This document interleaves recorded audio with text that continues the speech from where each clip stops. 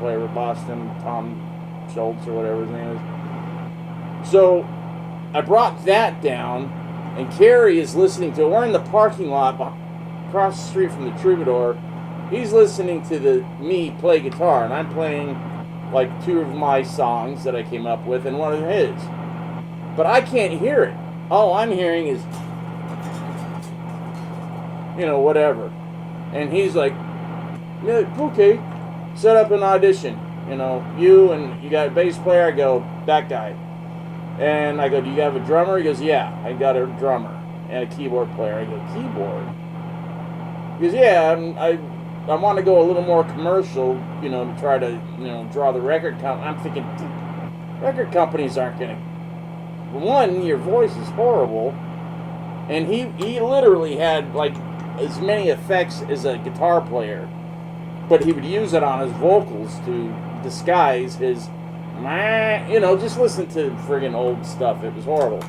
His voice was not good, but his image was cool. So I went down, and this keyboard player, who turned out to be a complete dick, had control over what he thought Kery should do. So it was what I thought he should do. Some 18-year-old punk by the time I auditioned, I was 18, because I had my first wife with me. That's how I can remember things. And bass player guy. But the keyboard player, and we went down there and we sounded great. We were heavy, tuned down, and he liked it. Kery liked it. But then he called back and he said, well, we think we're not going to go that direction. We're going to go in a more commercial direction. I'm like, what? I was young and full of piss and vinegar.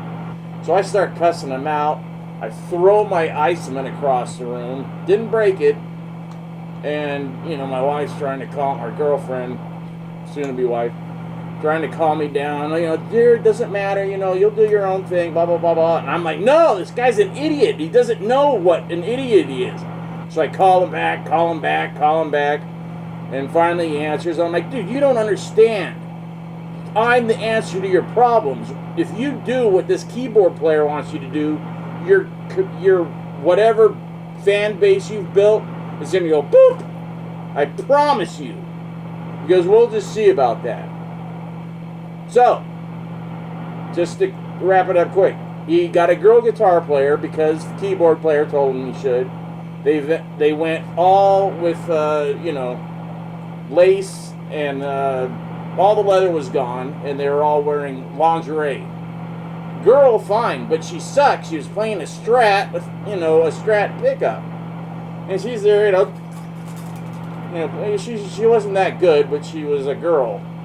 And she looked pretty good in lingerie, but still, who cares? This is Kery Doll. You need to make up for his lack of talent in his vocals, which he has gotten a lot better. The album he put out several years ago is all right. It's pretty good. He redid everything, because this is what happened. After that band dumped, and I went to see him because I wanted to see him fail big, and he did, and it was great. And I'm like, see, Dick, I'm going to show you how it's done. And then I did my thing.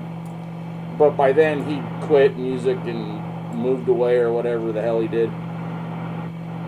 So his one guitar player he had went and auditioned for Pretty Boy Floyd, which was a commercial. It was a band put together by a management company, and they were it was because all the boy bands were starting to get traction and get big, and all these girls. So they're thinking, wait a minute, if we do the boy band thing with metal, but commercial, kind of Motley Crue with Poison, and a little more Poison than Motley, even though Poison was just ripping off Motley Crue.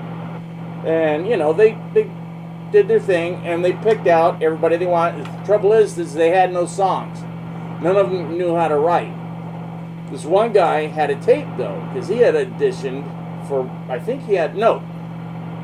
the one guitar player that wrote all the decent Kery Doll stuff that made it onto a demo, but it never went anywhere because by then no one cared. they were dressing like Shout at the Devil, and it was like 1986, and it was gay Shout at, oh, I'm sorry, it was weird Shout. It was like glam, it was still too glam. And, you know, London likes to think they're, you know, so London churned out a couple of rock stars, I was in London for 3 days. Me and the drummer was the guy, Fred, from that went into Cinderella. And all we did is jam. And the guitar player, Lizzie Gray, just sat back and I think he was doing smack. So anyways, that's what happened. He went nowhere. But the guy that was in his band auditioned for Pretty Boy Floyd, and somebody in Pretty Boy Floyd stole the audition tape and took all the songs. So almost every song but one or two on the first Pretty Boy Floyd album, and almost only, was all Kery Doll stuff, or had been Kery Doll and this other guy. Can't remember his name right now. And so when Pretty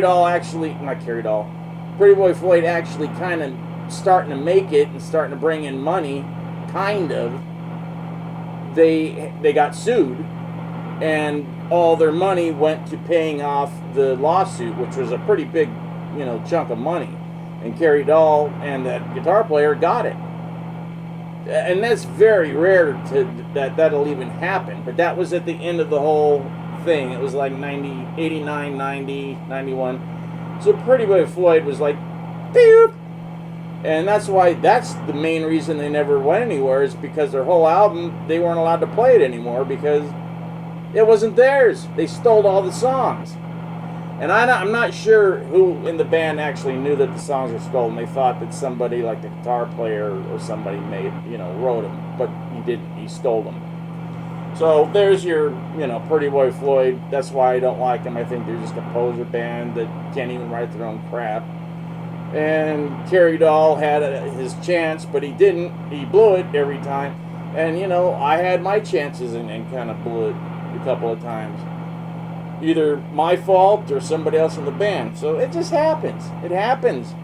And you get your shot. And if you get 2 shots, you're really lucky, and you still blow it because of somebody in your band or you or the combination or whatever.